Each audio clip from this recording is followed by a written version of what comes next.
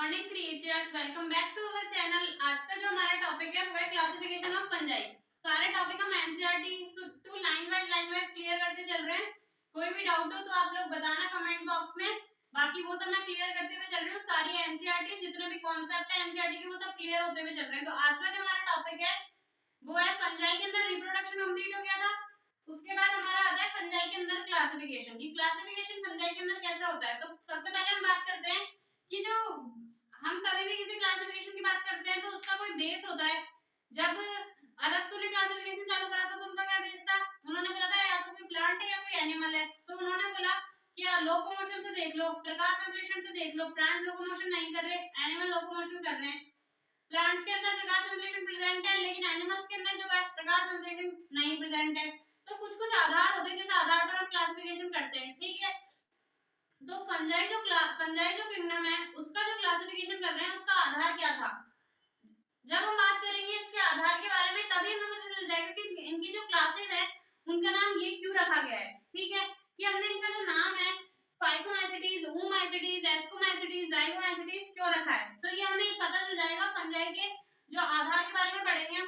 तो एनसीईआरटी के according line है बीजाणु निर्माण मतलब स्पोर फॉर्मेशन, फलन का मतलब जो कार्प होती है वो, एंड कवक जाल की संरचना के आधार पर फंजाई किंगडम को 5 जो वर्ग है, 5 जो क्लासेस है उनमें डिवाइड किया गया है, ठीक है। अब हम बात करते हैं कि क्या क्या डिफरेंस है, कैसे कैसे बीजाणु निर्माण हो सकता है। तो हम बात करते हैं फर्स्ट नंबर पर हमारा जो आता है वो हमारे बीजाणु आते हैं oospore, zygospore and ascospore and basidiospore, ठीक है। बीजाणु निर्माण की बात कर रहे हैं तो सबसे पहले हमारा आ रहा है कि बीजाणु 4 प्रकार के होंगे। उसी आधार पर बीजाणु, ये सारे बीजाणु कौन से बीजाणु है, कॉनिडिया थोड़ी है ये, ना ही प्लेनोस्पोर है, एप्लेनोस्पोर है। तो ये सारे कैसे है, सेक्सुअल स्पोर, लैंगिक बीजाणु है ना, सेक्सुअल स्पोर है। प्रीवियस वीडियो का लिंक आपको मिल जाएगा जिससे आपको पता चल जाएगा कि हमने oospore, ascospore, basidiospore को सेक्सुअल स्पोर क्यों कहा, लैंगिक बीजाणु क्यों कहा, क्योंकि अलैंगिक बीजाणु जो होते हैं ना वो होते हैं प्लेनोस्पोर, एक्लेनोस्पोर एंड तीसरा कौन सा है, कॉनिडिया, ओइडिया, ये सारे हो सकते हैं, ठीक है। तो बीजाणु निर्माण, अब देखो नाम से पता चल रहा है। अब हम बात करते हैं सबसे पहले क्लासेस के बारे में, देख लेते हैं कौन कौन सी क्लासेस है। फर्स्ट हमारी जो आती है सरल क्लास है वो है फाइकोमाइसीटीज। हमें जब भी पता है क्लासिफिकेशन चल रहा है higher to lower, lower to higher चलते हैं, तो सबसे सिंपलेस्ट क्लास है, सिंपलेस्ट है, ठीक है। एस्कोमाइसीटीज, बैसिडोमाइसीटीज जो है वो है उच्च श्रेणी की क्लासेस, हायर क्लासेस है। एंड इसके अंदर जो है ना एक अलग क्लास बनाई गई है जिसके बारे में जो जिसका पता नहीं रहता ना उसको किस में डाल देते हैं, ड्यूटेरोमाइसीटीज के अंदर डाल देते हैं, ठीक है।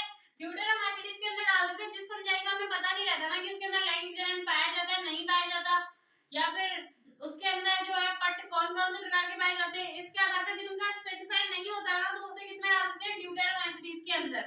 इसलिए इसका नाम ही देखो क्या है, फंजाई इम्परफेक्ट टाइप। इम्परफेक्ट है मतलब ये जो क्लास है वो इम्परफेक्ट है, इसके अंदर कोई सी भी जो फंजाई जिसके बारे में हमें ज्यादा जानकारी प्राप्त नहीं है उसको डाल देते हैं ड्यूटेरोमाइसीटीज के अंदर, ठीक है। नाम आप लोगों ने देख लिया क्या क्या है। अब बात करते हैं कि ये जो स्पोर है बीजाणु निर्माण किस प्रकार से आधार बना होगा, oospore, जाइगोस्पोर।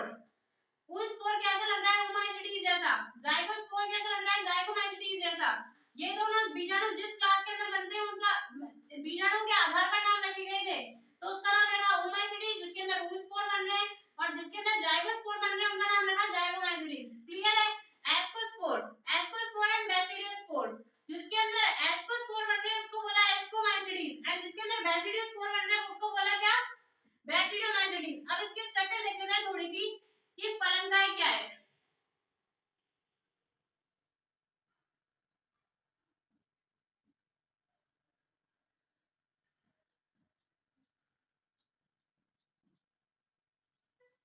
ठीक है, फलनकाय का मतलब है, अब बात यहाँ तक क्लियर है ना, बीजाणु निर्माण के आधार पर किस प्रकार क्लासिफाई किया गया था। अब बात करते हैं फलनकाय की। फलनकाय होती है कार्पस। फलनकाय का क्या मतलब है, हमारा जो फंजाई कैसा होता था, तंतुनुमा होता था, हर के अंदर पाए जाते हैं केंद्रक। तो जब इसका जनन का टाइम आता है, रिप्रोडक्शन का टाइम आता है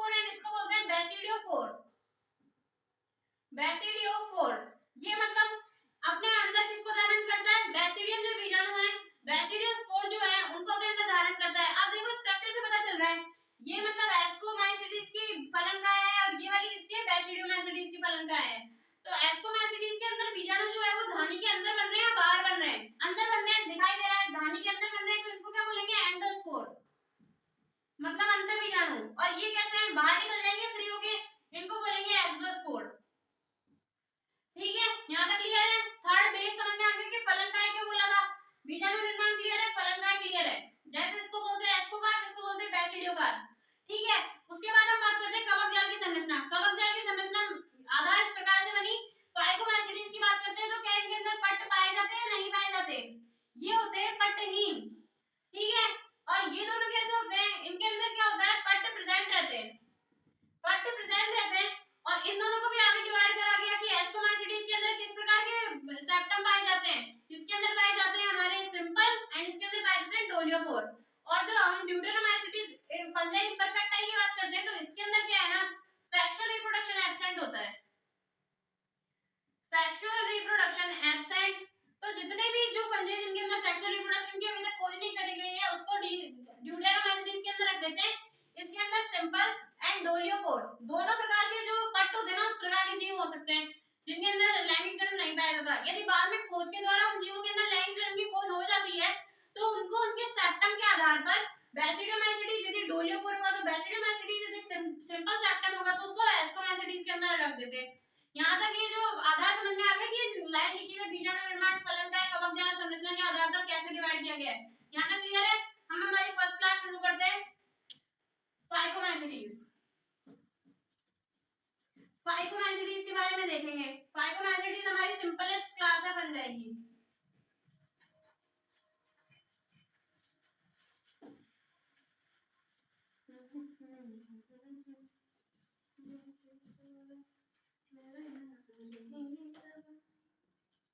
फाइकोमाइसिटीज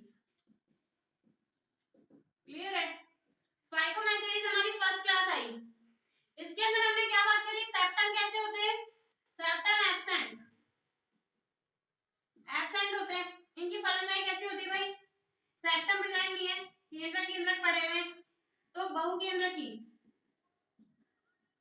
बहुकेंद्र की, ठीक है, सिनोसाइड बहुकेंद्र की कोशिकाएं आपस में लाइसिस करके चली गई। फाइकोमाइसिटीज के अंदर सेप्टम एब्सेंट होते हैं, बहुकेंद्र की होते हैं। अब हमने बात करी थी फाइकोमाइसिटीज के अंदर दो क्लासेस आती है, तो फाइकोमाइसिटीज के अंदर दो क्लासेस कौन कौन सी आती है, फर्स्ट हमारा आता है oomaइसिटीज एंड सेकंड हमारा आता है ज़ाइगोमाइसिटीज, ठीक है। एनसीईआरटी के अंदर फाइकोमाइसिटीज एक ही करके लिखा हुआ है, oomaइसिटीज एंड ज़ाइगोमाइसिटीज का सेपरेशन नहीं है, लेकिन हम वहां पर एनसीईआरटी के एक एक शब्द को क्लियर करने के लिए कि उसने बोला है कभी कभी तो कि कभी कभी चलना नहीं चल, जो प्लेनोस्पोर होते हैं कई जगह पर एप्लेनोस्पोर होते हैं, मतलब अचल बीजाणु चल बीजाणु, तो भाई फाइकोमाइसिटीज के अंदर भी अचल किस्में होते हैं चल किस्में होते हैं, तो वो हम oomaइसिटीज एंड ज़ाइगोमाइसिटीज से क्लियर करेंगे। फर्स्ट हमारा आता है oomaइसिटीज को क्या बोलते हैं, oomaइसिटीज को बोलते हैं हम एल्गल फंजाई। कारण बताओ कि क्यों बोलते हैं oomaइसिटीज को एल्गल फंजाई। oomaइसिटीज को एल्गल फंजाई बोलने का कारण है कि oomaइसिटीज की जो सेल वॉल होती है वो कैसी होती है, सेल्यूलोजिक, पता है ना आप सबको। जबकि फंजाई की जो सेल वॉल होती है वो किसकी होती है, काइटिन की बनी हुई होती है, जबकि oomaइसिटीज के अंदर जो होता है ना सेल्यूलोज की बनी हुई होती है। सिर्फ एक ऐसा वर्ग है oomaइसिटीज जिसके अंदर की चल बीजाणु प्रेजेंट रहते हैं। चल बीजाणु को क्या बोलते हैं, प्लेनोस्पोर, ठीक है, प्लेनोस्पोर प्रेजेंट रहते हैं oomaइसिटीज के अंदर। oomaइसिटीज जो है सिंपलेस्ट क्लास है, सेल वॉल जो है सेल्यूलोजिक बनी है, तो ये कहां पर प्रेजेंट रहते हैं, जल के अंदर, जल में मोस्टली, ठीक है। ऐसा नहीं है सारे के सारे जल में रहेंगे, कुछ लोग परजीवी भी होते हैं। फाइकोमाइसिटीज की बात करते हैं, ये होते हैं अविकल्पी परजीवी। सारे के सारे फंजाई क्या होते हैं, परजीवी होते हैं या फिर मृतजीवी होते हैं, ठीक है। जब हम बात करेंगे oomaइसिटीज की तो यहाँ हम लिखेंगे परजीवी, मोस्टली ये जो होते हैं वो परजीवी होते हैं, जबकि जो ज़ाइगोमाइसिटीज होता है वो मोस्टली क्या होता है, मृतजीवी। क्योंकि अब हम बात करते हैं ज़ाइगोमाइसिटीज के एग्जांपल कौन कौन से हैं। ज़ाइगोमाइसिटीज का एग्जांपल हमारे आता है एक म्यूकर, जिसे बोलते हैं पिन मोल्ड। म्यूकर जो है ना वो किस पर वृद्धि करता है, आप लोगों को पता है, गोबर के ऊपर। कॉप्रोफिलस प्रकार का एक फंजाई है जो गोबर के ऊपर वृद्धि करता है। तो ये कैसा है, मृतजीवी। मतलब मृतजीवी का मतलब क्या एक्सप्लेन करा था मैंने आपको, मृतजीवी का मतलब होता है कि वो कार्बनिक पदार्थों को बाहर से अवशोषित करता है, ठीक है। तो मृतजीवी ये यदि oomaइसिटीज जल में रहते तो ये कैसे स्थान पर रहते हैं, मृदा में, गोबर पर। तो ये दोनों कंडीशंस कैसी हैं, दोनों कंडीशंस के अंदर टेंपरेचर ज्यादा एंड ह्यूमिडिटी भी ज्यादा, ह्यूमिडिटी ज्यादा टेंपरेचर ज्यादा, ये दोनों कंडीशंस किसकी है, फंजाई के लिए अनुकूल परिस्थितियां है, फंजाई के जो है उसके पक्ष में परिस्थितियां हैं, जिसके अंदर फंजाई जो है मैक्सिमम ग्रो करता है, ठीक है। उसके बाद हम बात करते हैं कि यदि oomaइसिटीज के अंदर प्लेनोस्पोर है तो ज़ाइगोमाइसिटीज के अंदर क्या होगा, ए प्लेनोस्पोर,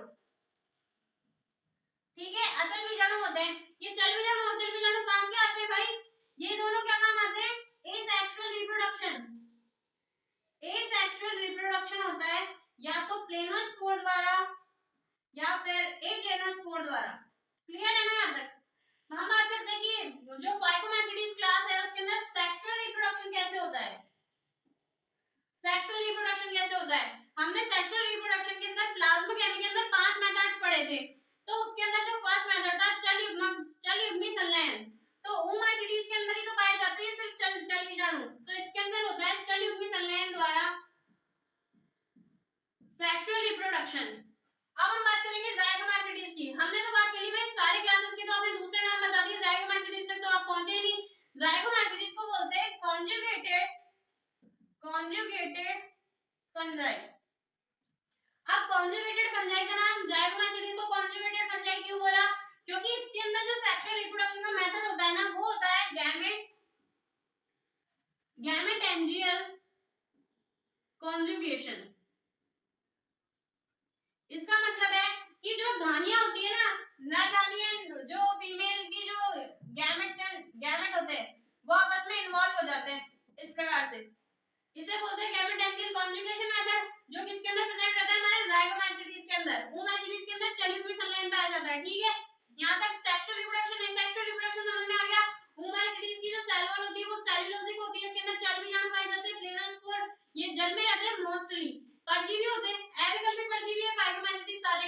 मतलब ये जो लक्षण है वो दोनों के हैं इकट्ठे। ठीक है, क्योंकि हम बोल रहे हैं सेक्सुअल रिप्रोडक्शन पाया जा रहा है। फिर हम आगे डिवाइड कर रहे हैं कि भाई प्लेनोस्पोर तो ओमाइसीडीज के अंदर पाया जाएगा एंड एप्लेनोस्पोर किसमें? जाइगोमैटिडीज के अंदर पाया जाएगा। सेक्सुअल रिप्रोडक्शन किसके साथ आधार हो सकता है? या तो चल युग्मी संलयन। चल युग्मी संलयन कैसे हो सकता है? सम, असम या अन्य युग्मक की विधि द्वारा। या तो दोनों चल होंगे, या एक चल एक अचल होगा, या फिर जो नर है वो चल होगा और मादा जो है वो क्या होगा? अचल और बड़ा प्रकार का होगा। तो चल युग्मी संलयन सेक्सुअल रिप्रोडक्शन के अंदर, और इसके अंदर कैसा पाया जाता है? गैमेटेंजियल कॉन्जुगेशन। क्लियर है ना? यहाँ तक इसका स्क्रीनशॉट ले लो, फिर हम आगे इनकी जो एग्जांपल्स हैं उनकी बात कर लेते हैं। स्पोर्स की बात हो गई भाई, ओमाइसीडीज के अंदर कौन सा स्पोर पाया जाता है? oospore। एंड इसके अंदर कौन सा पाया जाता है? जाइगोस्पोर। लेकिन आपको एक चीज पता रहनी चाहिए, जब हम बैसिडियोस्पोर एंड एस्कोस्पोर की बात करते हैं ना तो वो दोनों कैसे होते हैं? एन प्रकार के। बैसिडियोस्पोर एंड एस्कोस्पोर जो होते हैं ना वो होते हैं एन प्रकार के, जबकि जो हमारे oospore एंड जाइगोस्पोर जो होते हैं ना वो 2n प्रकार के होते हैं। क्योंकि जब हमने कैरियोगैमी की बात करी थी, जब हमने केंद्रक युग्मन की बात करी थी, तब हम बात करते हैं कि ओमाइसीडीज या फाइकोमैचिडीज जो क्लास होती है उसके अंदर द्विकेंद्र की अवस्था नहीं पाई जाती भाई। द्विकेंद्र की अवस्था एब्सेंट। मतलब इसके अंदर युग्मक बने और तुरंत कॉन्जुगेशन करके क्या बना लिया उन्होंने? जाइगोट बना लिया। उस बने हुए जाइगोट को यहाँ पर oospore बोलते हैं क्योंकि उसके अंदर द्विकेंद्र की अवस्था आई नहीं। ठीक है, द्विकेंद्र की अवस्था आई नहीं तो उससे जो जाइगोट स्ट्रक्चर बनी उसको ही बोलते हैं जाइगोस्पोर एंड oospore। ये मतलब ये दोनों के दोनों युग्मनज ही, जो युग्मनज बन गया ना, युग्मनज वाले बीजाणु हैं, जबकि वहां पर जो है ना वो युग्मक बीजाणु है। ठीक है, तो oospore एंड जाइगोस्पोर कैसे होते हैं? 2n प्रकार के होते हैं, जबकि जो बैसिडियोस्पोर एंड एस्कोस्पोर होते हैं वो कैसे होते हैं? n प्रकार के होते हैं। क्लियर है यहाँ तक? अब हम इनके एग्जांपल देख लेते हैं, इसका स्क्रीनशॉट ले लीजिएगा, उसके बाद हम इसका एग्जांपल देख लेते हैं कि ओमाइसीडीज का एग्जांपल कौन सा है। विकल्पी परजीवी के बारे में बात कर रहे थे तो कुछ रोगों का भी पता कर लेते हैं कि कौन कौन से किस किस में रोग पैदा करते हैं। एनसीईआरटी के अंदर म्यूकर का डायग्राम दे रखा है, देखना हम लोग एनसीईआरटी के अंदर। ओमाइसीडीज का एग्जांपल हम डालते हैं। फर्स्ट हमारा है एल्ब्यूगो, सेकंड है फाइटोप्थेरा। फाइटोप्थेरा इन्फेस्टेंस, इसके अंदर हम देखते हैं राइजोपस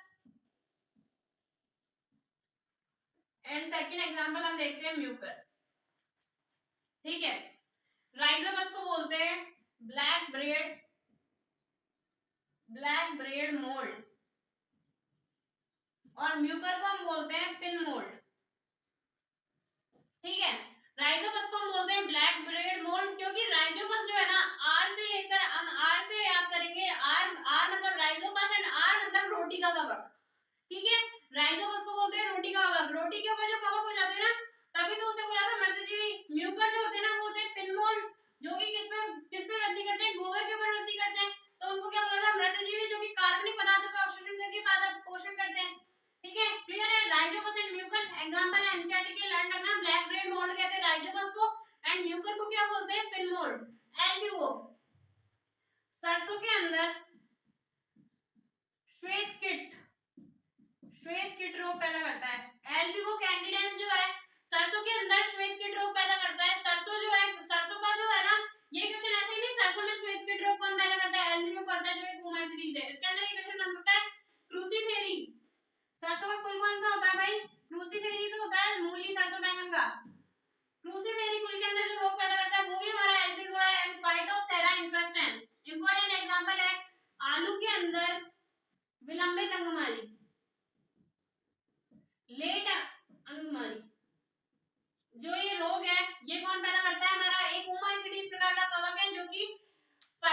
इन्फेस्टेंस है। तो यहाँ तक हमारा classification of base and oomycetes and zygomycetes class complete होती है।